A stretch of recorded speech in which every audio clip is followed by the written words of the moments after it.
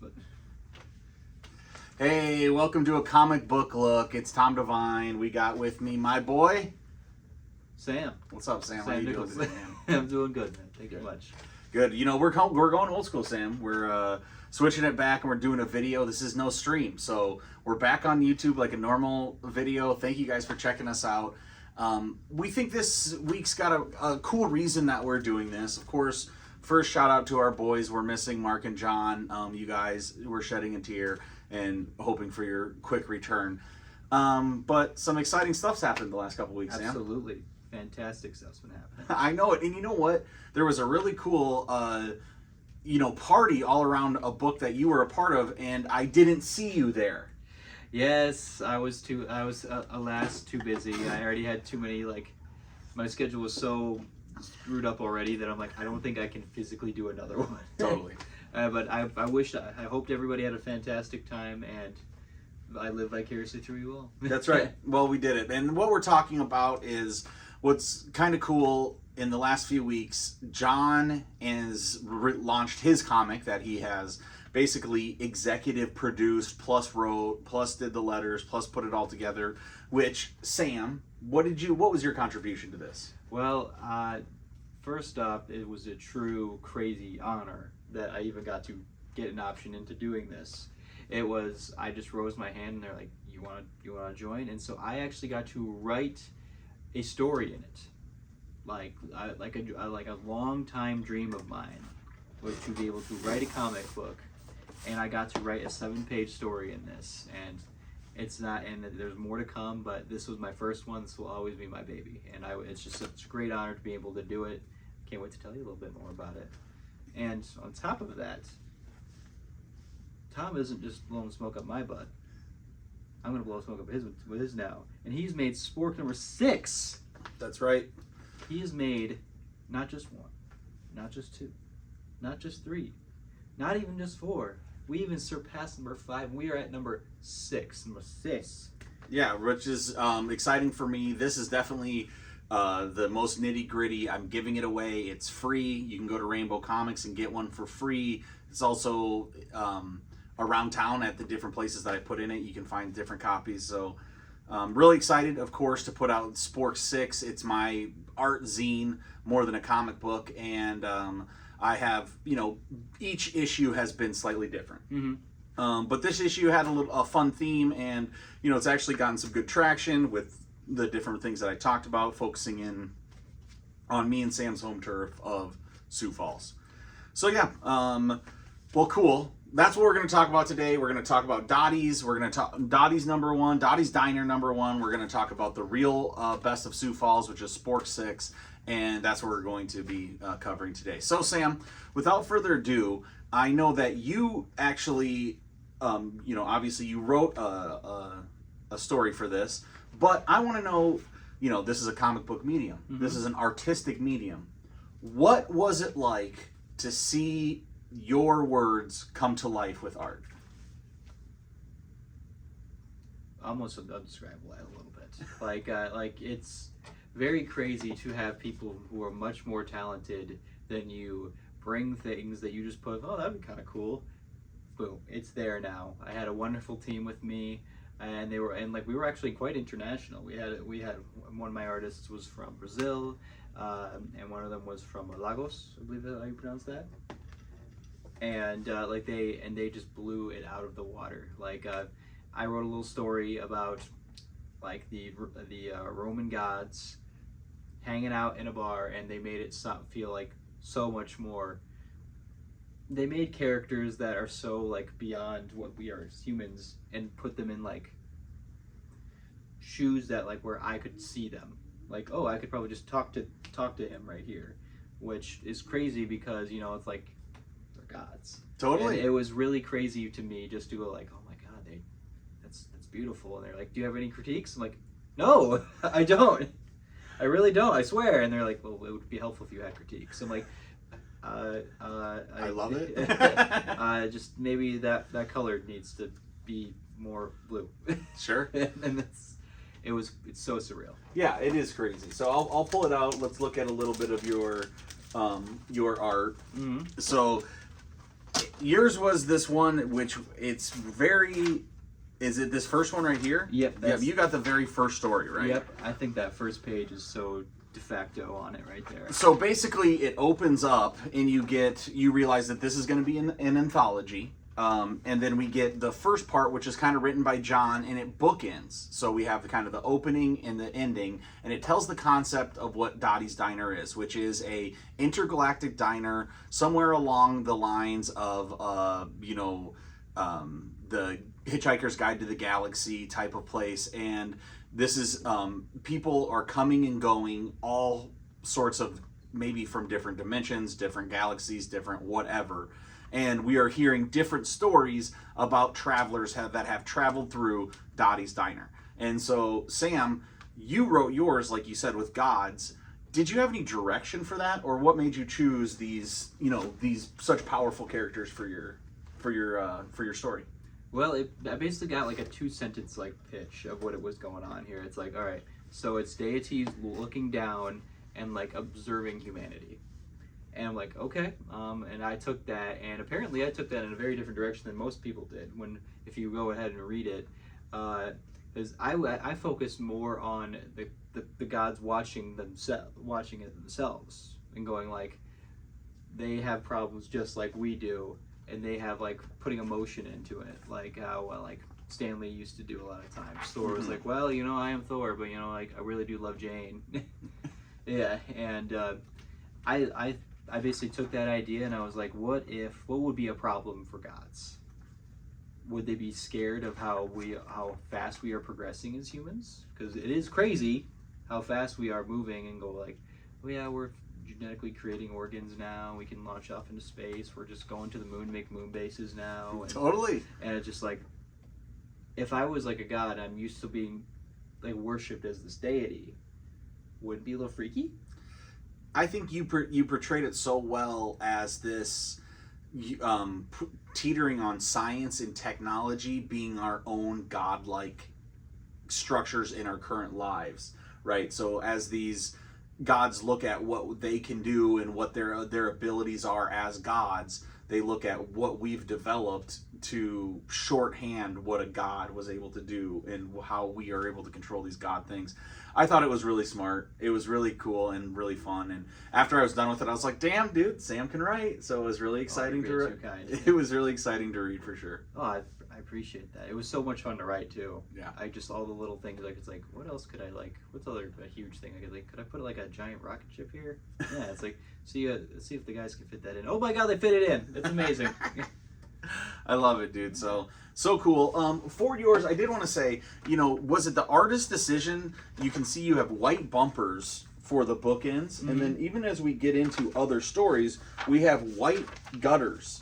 But for your story, we went full dark mode and we have black gutters. Was that an artistic decision or your decision? That was actually the artist's decision. That's cool. Yeah, like that was just kind of, I think they just wanted to kind of showcase like that space is huge and it's beyond the borders sometimes. I loved it. That's me more inferring, but that's what I would imagine they were thinking. Well, I just think it really allowed the book to stick out, or your story to stick out with the other ones. All of them have a massively wide, different art styles. So, each book to book, or from story to story, you're never confused because it is a whole new reset, a whole new way of thinking, a whole new way of flowing. But yeah, it's just such a great book. Where can somebody get Dottie's Diner #1 if they wanted to, Sam?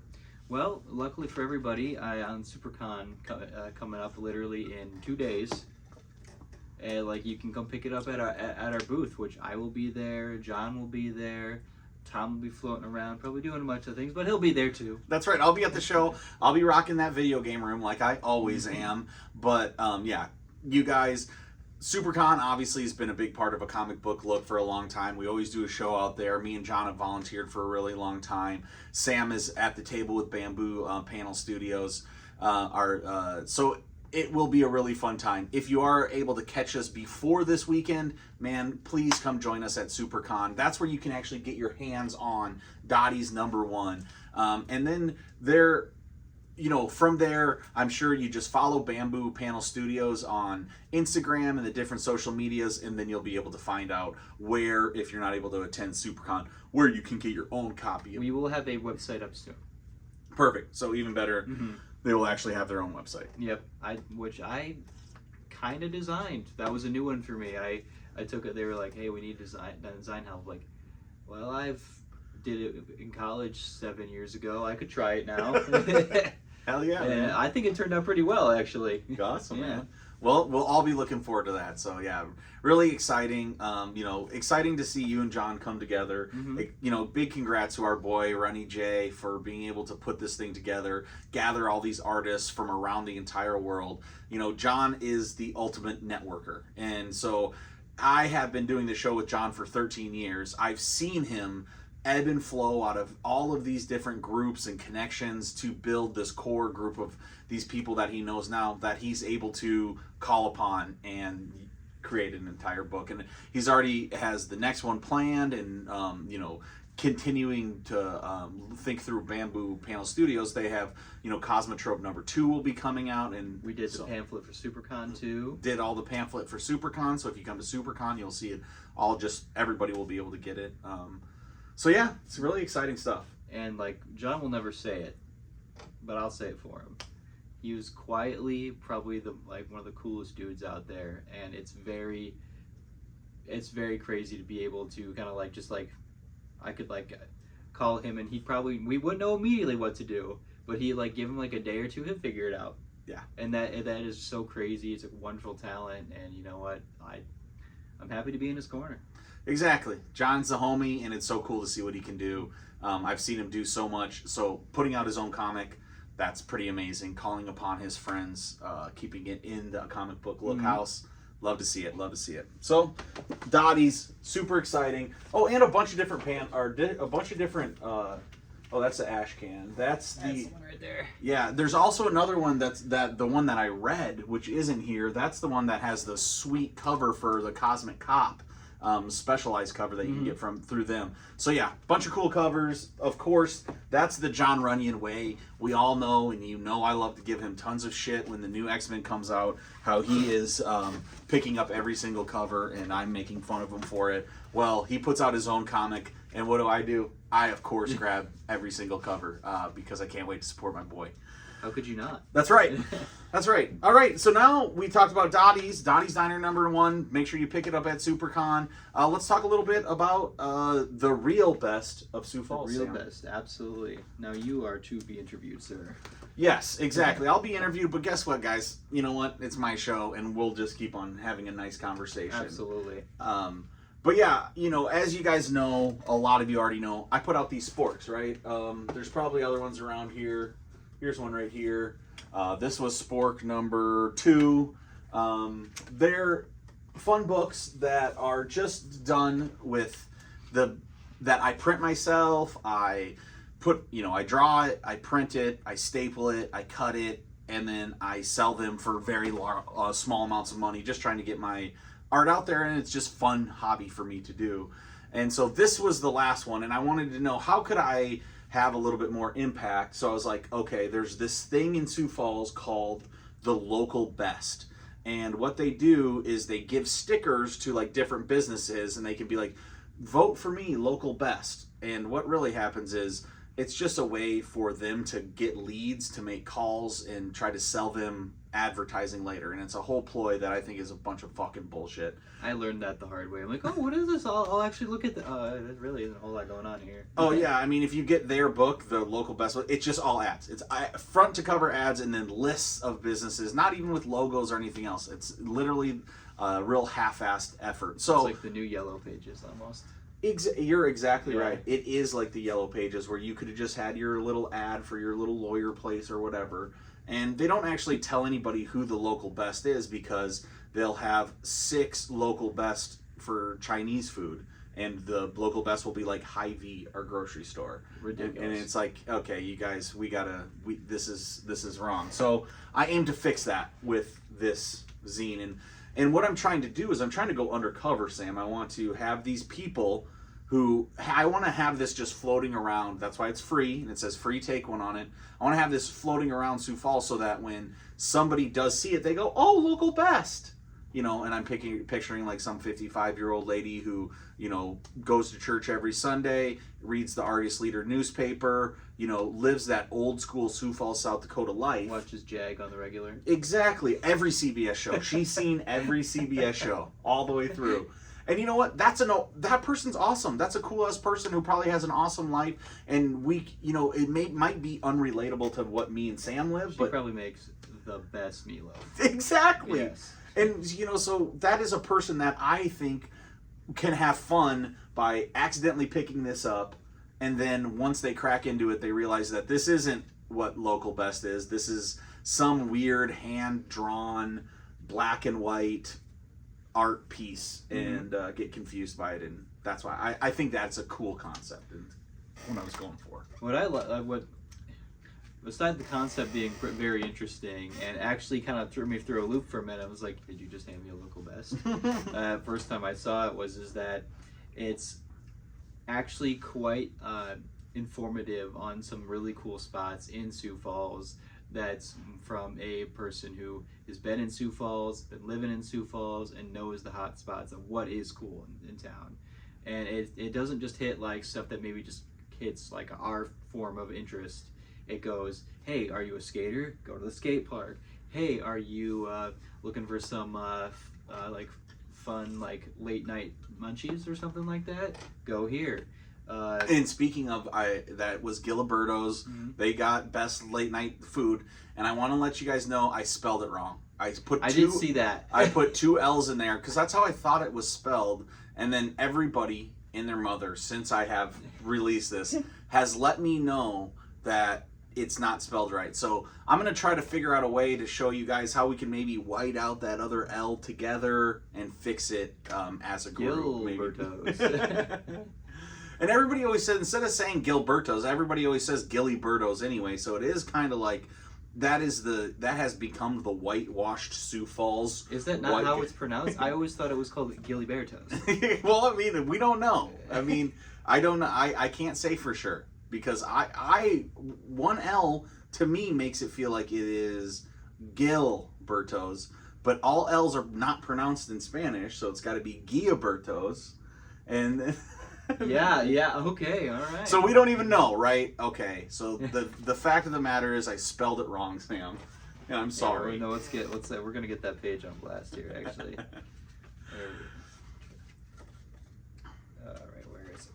But yeah, also there's like stuff like he shows you like the really cool state theater that's in town. That shows you like not just like traditional, like this movie's coming out. It shows you classic films from all the way from the 30s. It shows you very new indie flicks that are only getting like a very minute amount of release.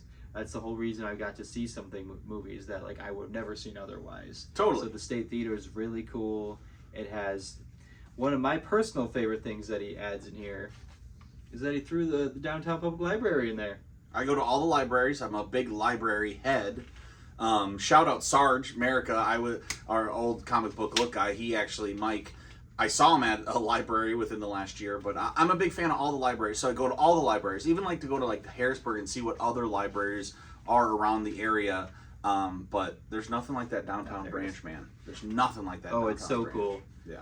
There's the Gilberto's right there. Yep.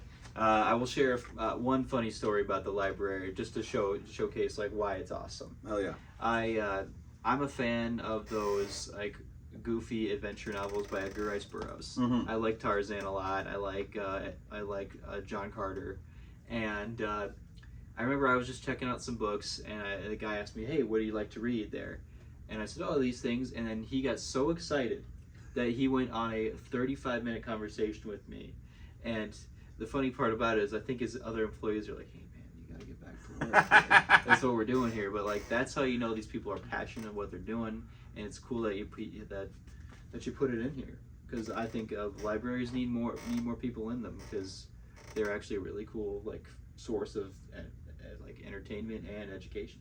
Totally. It has massive sections of graphic novels, but also massive sections of independent, adult-oriented graphic novels. So if you're into comics, I mean, beyond just being into books, obviously you should be into books as well, but there's tons for the comic fans like us as well at the library. I think I read an illustrated version of Slaughterhouse-5 through that. See? Exactly.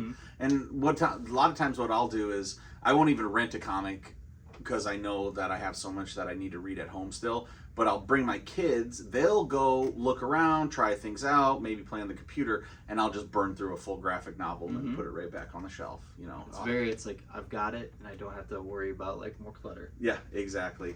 So yeah, definitely had a lot of fun putting together. But basically what I did is I grabbed all of the things that I feel are the best. So this is the real best, and all sorts of different categories, like you said. But one of the things that I thought was fun was that I also put in, you know, like things that are a little bit different. Like this one is the best bridge in Sioux Falls. Yeah. And there's a really cool historical marker by this Cherry Rock Bridge that talks about Cherry Rock. And it was this bright red rock that everybody in Sioux Falls would talk about. Hey, you want to go swim at Cherry Rock? Let's go swimming at Cherry Rock. This is when you swam in the Big Sioux River before it was, you know, completely manipulated by men. And people would always meet at the Cherry Rock, and that's where you'd swim. So we're talking early 1900s, late 1800s. And then in 1902, they built a bridge, and they covered up Cherry Rock with a huge foundation of other stones and stuff like that. So since 1902, nobody has seen Cherry Rock. But if you read old newspapers and things like that, they'll talk about Cherry Rock. And the legend has now grown to people thinking that it's like this extremely bright red rock, when if you know anything about Sioux Falls, we have rose quartz everywhere. So all of our rock is kind of pink. And my guess is it's just more pink rock that was there. But I thought that was like a fun thing where I'm talking about cool businesses like State Theater or Last Stop CD Shop, but then also fun stuff. The local legend. Yeah, exactly. What I really want to touch on too, because is the art itself. Because I really think it's like by paging through, because I got to Spork a little later than everybody else did. Sadly, I have not known you for 13 years, but for the 2 I have, it's been wonderful. Yeah, exactly. But I've been paging through them, and just the evolution of your art has been very interesting to me.